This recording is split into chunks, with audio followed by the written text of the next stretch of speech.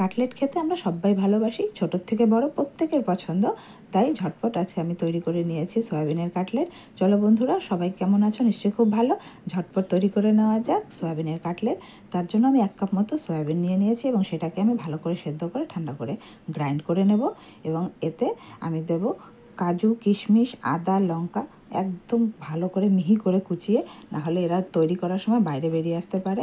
আর আলু সেদ্ধ থাকলে দিতে পারো, না থাকলে নাও দিতে পারো। আমার ঘরে ছিল তাই আমি আলু সেদ্ধ দিয়েছি, তাতে খুব ভালো বাইন্ডিং হয়।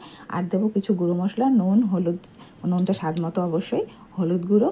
আর দেবো হচ্ছে এখানে জিরের গুঁড়ো দিয়েছি রোস্টেড যেটা, আর বেসন আর সুজি বাইন্ডিংয়ের জন্য। সুজি দিলে খুব মুচমুচে হয় খেতে। এবার তোমরা নিজেদের পছন্দ মতো শেপ দিয়ে নাও, আর একে একে সব শেপ দিয়ে তৈরি করে আগের থেকে রাখবে, যাতে তেল গরম হলে পটাপট এগুলো তোমরা ভেজে নিতে পারো লাল লাল করে। আর তৈরি হয়ে গেল ক্রিস্পি সয়াবিনের কাটলেট। আর দেখা হবে নতুন ভিডিওতে। Bye bye.